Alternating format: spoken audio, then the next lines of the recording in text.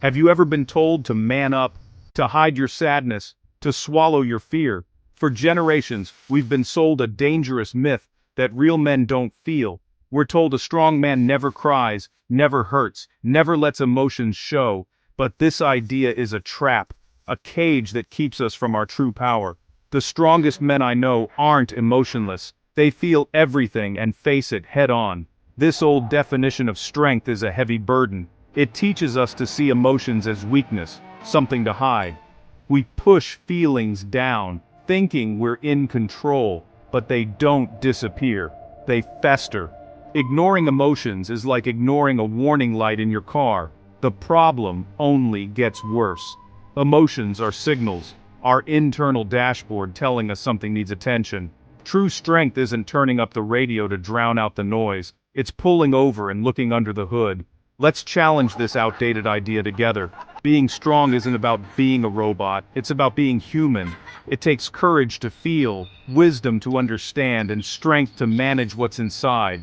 This isn't weakness, it's unlocking a new level of strength. True strength isn't the absence of feelings, it's the mastery of them. This is the path to becoming the man you were meant to be. From childhood, we're taught to build armor.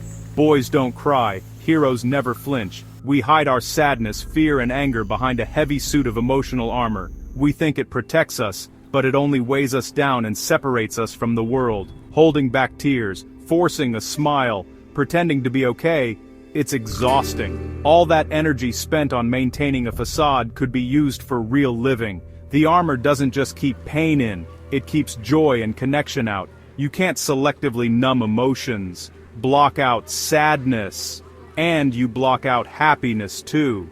The result? Isolation, burnout, and a muted life. Emotions are energy. If you don't let them out in healthy ways, they'll find unhealthy ones. Explosive anger, addiction, or shutting down. The pressure builds until the armor cracks. Breaking the cycle means choosing to take off the armor, piece by piece. It's scary, but it's the only way to feel alive again. Only then can you truly connect with yourself and others.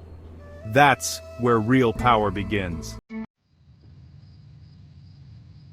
How do you start taking off the armor? With emotional literacy, the ability to recognize and name your feelings. Most of us were never taught this. We just say we feel good, bad, or angry. But our emotional world is richer than that. Naming a feeling, disappointed, lonely, frustrated, shrinks it down to size. When you can name your emotion, you take away its power to control you. For example, road rage might really be frustration or feeling disrespected. When you say, "I'm frustrated," you move from blind reaction to conscious understanding. This gives you a moment of space, a chance to choose your response. Start by checking in with yourself. What am I feeling right now? Don't judge, just notice. The more you practice, the less your emotions control you. This isn't weakness, it's a superpower. It's the foundation of real, unshakable strength. Once you can name your feelings, the next step is to face them. Many men fear that feeling sadness or fear will overwhelm them, but emotions are like storms, intense, but they always pass. The key is to be the calm eye in the center, not to fight the storm. Facing emotions means observing them without judgment. Imagine you're a scientist studying the weather. You notice the sadness, the heaviness, the thoughts. By observing instead of becoming the feeling, you create distance. This distance gives you mental clarity and the power to choose your response. When you're aware, you're not a puppet to your emotions. You can feel anger and choose to breathe instead of yell. You can feel fear and still move forward. This is true control. Emotional discipline isn't about being numb. It's about managing your response. The more you practice, the less storms scare you. On the other side of every storm is clarity. That's the fortress of self-awareness. Real strength isn't about never backing down or hiding your feelings. It's about being deeply connected to yourself, so the world can't throw you off balance. The best leaders, partners, and friends are emotionally stable. They make others feel safe. They don't explode under stress or disappear when needed.